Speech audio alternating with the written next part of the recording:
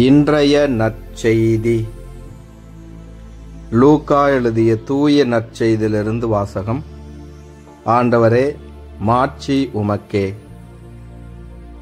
அதிகாரம் 6, இறை வார்த்தைகள் 12 முதல் 19 முடிய.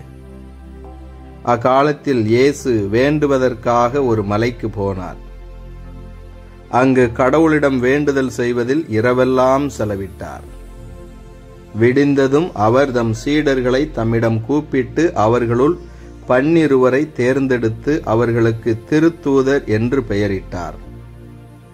அவர்கள் முறையே பேதுரு என்று அவர் பெயரிட்ட சீமோன், அவருடைய சகோதரர் அந்திரேயா, யாக்கோபு, யோவான், பிலிப்பு, பர்த்தலமேயு, மத்தேயு, தோமா, அல்பேயுவின் மகன் யாக்கோபு, தீவிரவாதி எனப்பட்ட சீமோன், யாக்கோபின் மகன் யூதா, துரோகியாக மாறிய யூதாசு இஸ்காரியோத்து என்பவர்களே. இயேசு அவர்களுடன் இறங்கி வந்து சமவெளியான ஓரிடத்தில் நின்றார். பெரும் திரளான அவருடைய சீடர்களும் யூதேயா முழுவதிலுமிருந்தும் எருசலேமிலிருந்தும் தீர் சீதோன் கடற்கரை பகுதிகளில் இருந்தும் வந்து பெரும் திரளான மக்களும் அங்கே இருந்தார்கள். அவர் சொல்வதை கேட்கவும் தங்கள் பிணிகள் நீங்கி நலமடையவும் அவர்கள் வந்திருந்தார்கள். தீய ஆவிகளால் தொல்லைக்கு உள்ளானவர்கள் குணமானார்கள். அவரிடமிருந்து வல்லமை வெளிப்பட்டு அனைவர் பிணியையும் போக்கியதால் அங்கு திரண்டிருந்த மக்கள் யாவரும் அவரை தொட முயன்றனர். ஆண்டவரின் அருள்வாக்கு. கிறிஸ்துவே உமக்கு புகழ்.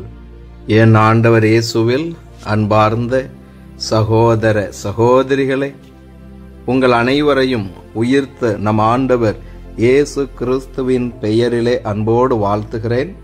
உங்கள் அனைவருக்காகவும் நான் திருப்பலி ஒப்பு கொடுத்து சிறப்பாக ஜெபம் செய்கிறேன்.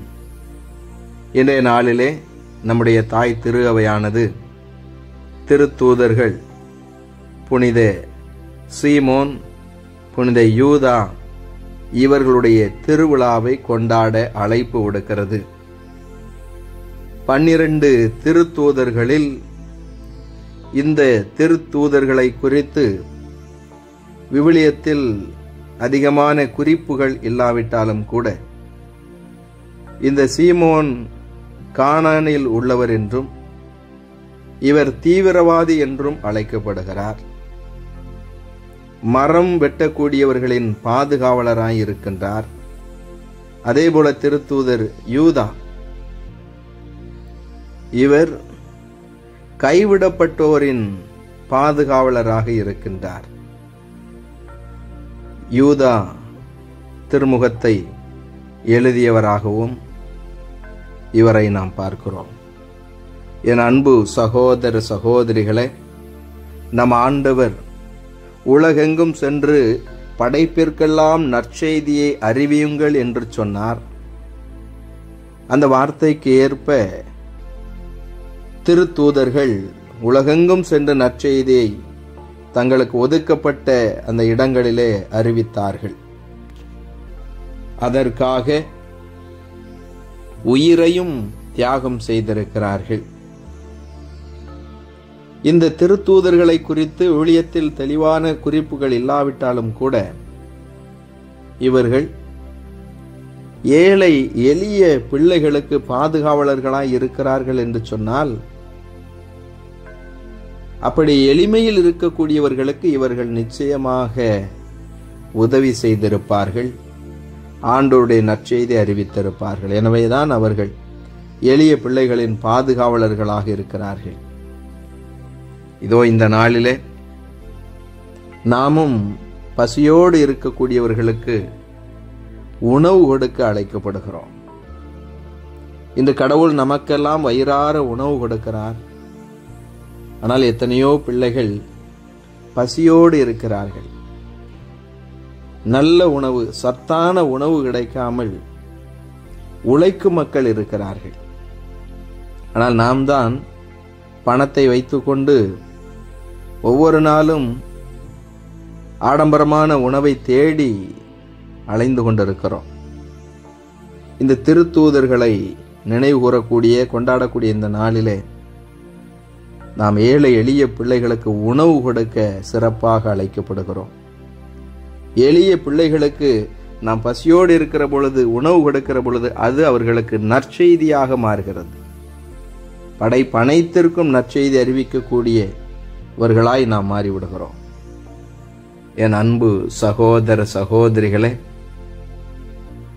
நம் ஆண்டவர் இயேசுவை நாம் பின்பற்றுகிறோம் என்று சொன்னால் ஏழை எளிய பிள்ளைகளுக்கு நாம் உதவி செய்வோம்.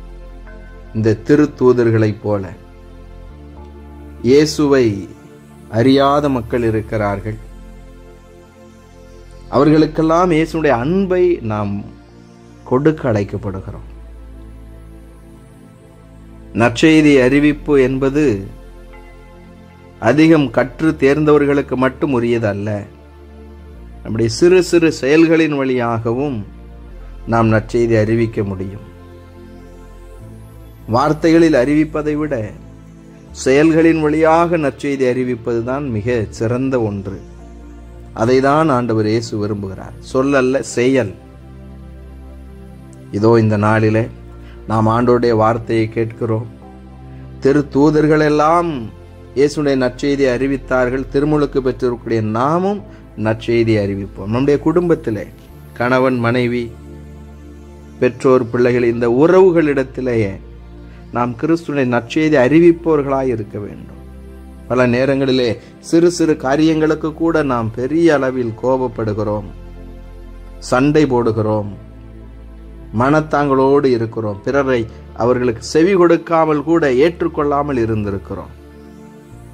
ஆண்டவருடைய வார்த்தையை கேட்கிறோம் என்று சொன்னால் நம்மை நாம் சரி செய்து கொள்வோம். அன்பு நிறைந்த மனிதர்களாய் நம்மை மாற்றிக்கொண்டு நம்மோடு இருப்பவர்களுக்கு சிறு சிறு உதவிகளை செய்வோம், செவி கொடுப்போம், அன்பான வார்த்தைகளை பேசுவோம், அன்பு காரியங்களை, உடனிருப்பை, உதவிகளை செய்வோம்.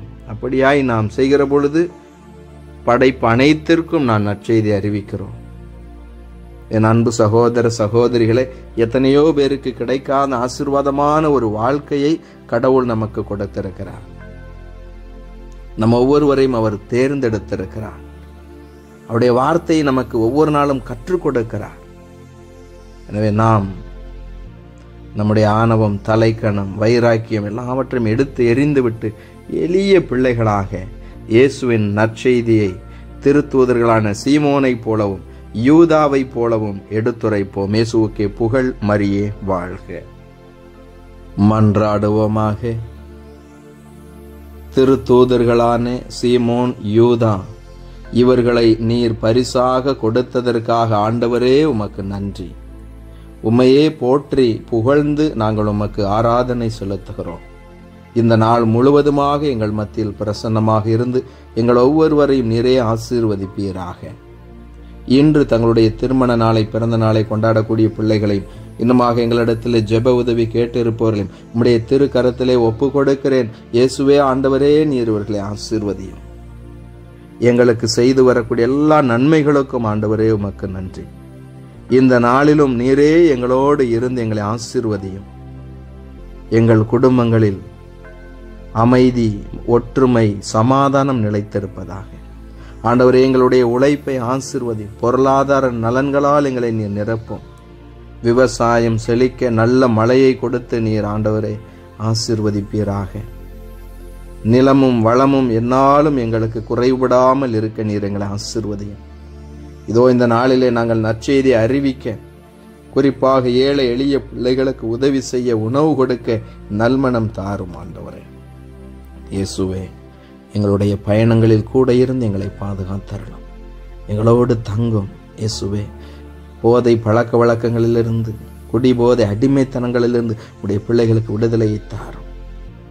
படிப்பிற்கேற்ற, உழைப்பிற்கேற்ற வேலையை, ஊதியத்தை கொடுப்பீராக. திருமண வரன்களை வேண்டுபவர்களுக்கு திருமண வரத்தையும், குழந்தை செல்வம் வேண்டக்கூடியவர்களுக்கு குழந்தை செல்வத்தையும் கொடுத்து ஆசீர்வதியும். ஆண்டவரே, உடைய பிள்ளைகளுடைய கண்ணீர், வேதனைகள், துன்பங்கள், துயரங்கள் எல்லாவற்றையும் நீர் அறிவீர். மகிழ்ச்சியாய் மாற்றி கொடுப்பீராக. எங்கள் பயணங்களில் கூட இருந்து எங்களை நீர் பாதுகாத்தருளும்.